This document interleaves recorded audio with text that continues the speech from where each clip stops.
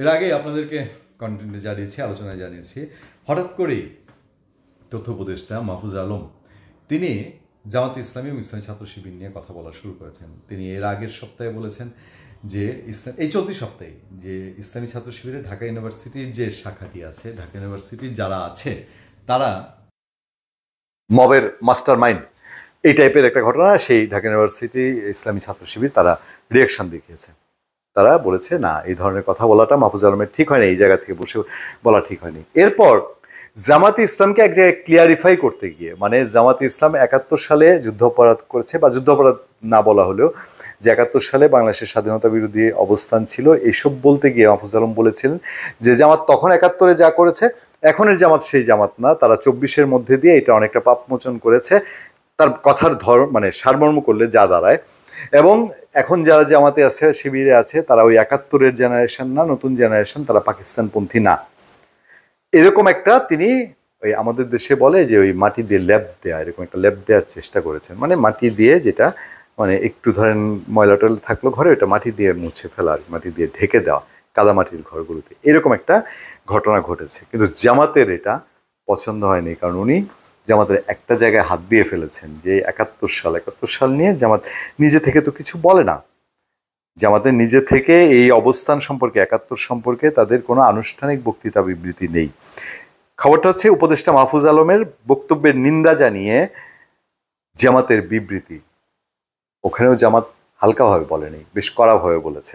দেখেন খবরটি হচ্ছে, অন্তর্বর্তী সরকারের তথ্য ও সম্প্রচার উপদেষ্টা মাহফুজ আলম জামাত যুদ্ধ অপরাধের সহযোগী ছিল মর্মে যে মন্তব্য করেছেন তার তীব্র নিন্দা ও প্রতিবাদ জানিয়ে বিবৃতি দিয়েছে বাংলাদেশ জামাত ইসলামী সেক্রেটারি জেনারেল ও সাবেক এমপি অধ্যাপক মিয়া গোলাম পারোয়ার। বিবৃতিতে প্রদান করেন তিনি বলছেন, গত 12 মার্চ বুধবার অন্তর্বর্তী সরকারের তথ্য ও সম্প্রচার উপদেষ্টা মাহফুজ আলম তার দীর্ঘ এক ফেসবুক স্ট্যাটাসে জামাত যুদ্ধ অপরাধের সহযোগী ছিল মর্মে যে মন্তব্য করেছেন, আমি তার তীব্র নিন্দা ও প্রতিবাদ জানাচ্ছি। আমি তার এ ভিত্তিহীন মিথ্যা বক্তব্যে বিস্মিত।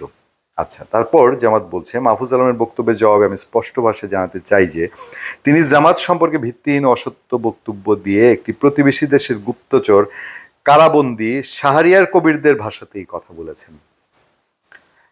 মিয়া গোলাম পরোয়ার বলেন, মাহফুজ আলমের স্মরণ রাখা উচিত যে তিনি একটি অরাজনৈতিক অন্তর্বর্তী সরকারের উপদেষ্টা।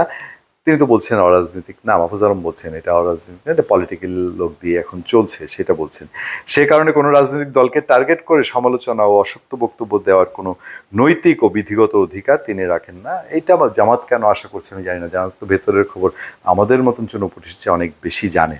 রাজনৈতিক বক্তব্য দিতে হলে রাজনীতির ময়দানে এসে বক্তব্য দেওয়ার সমীচীন, তার এই বক্তব্য বর্তমান অন্তর্বর্তী সরকারের অরাজনৈতিক চরিত্রকে প্রশ্নবিদ্ধ করেছে। আমি আবারও প্রশ্ন করব, জামাত জেনে শুনে এই প্রশ্ন কেন করছে? জামাত তো জানে, এবং মাহফুজ আলম কয়েকদিন পরে তিনি ওই জাতীয় নাগরিক পার্টিতে জয়েন করবেন, এটা অনেকেই বিশ্বাস করে, অনেকেই জানে। তার বন্ধুরাই তো ওই পার্টি করেছে না, তারা যারা সহযোদ্ধা ছিলেন। জামাত বলছে, মানে মিয়া গোলাম পারোয়ার, মাহফুজ আলমের জানা থাকা কথা যে শেখ মুজিব আমলে যুদ্ধ অপরাধের জন্য যে তদন্ত কমিশন গঠন করা হয়েছিল তাতে যুদ্ধ অপরাধের সাথে জামাতের কারো সংশ্লিষ্টতার কোনো প্রমাণ পাওয়া যায়নি, যে কারণে শেখ মুজিব নিজেই সাধারণ ক্ষমা ঘোষণা করে গ্রেফতারকৃতদের মুক্তি দিয়েছিল এবং অন্তর্বর্তীকারী আত্মসমর্পণকারী পাকিস্তানি সৈন্যদের পাকিস্তানে ফেরত পাঠিয়ে ওই সমস্যার সমাধান করে গিয়েছেন।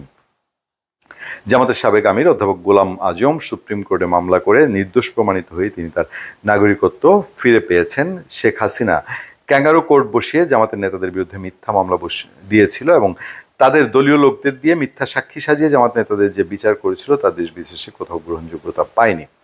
শাহবাগে গণজাগরণ মঞ্চ বানিয়ে বিচারপতিদের ভয় দেখিয়ে যে বিচার করা হয়েছে তা ছিল বিচারের নামে একটি প্রহসন। তার প্রমাণ স্কাইপ কেলেঙ্কারি, সাবেক বিচারপতি সুরেন্দ্র কুমার সিনহার বক্তব্য। যাই হোক, দীর্ঘ বক্তব্য দিয়েছে উপদেষ্টা মাহফুজ আলমের লেখার জবাবে আমি সুস্পষ্টভাবে আরও জানাতে চাই, বাংলাদেশ জামাত ইসলামী আহলে সুন্নত আল জামাতের পূর্ণ অনুসারী।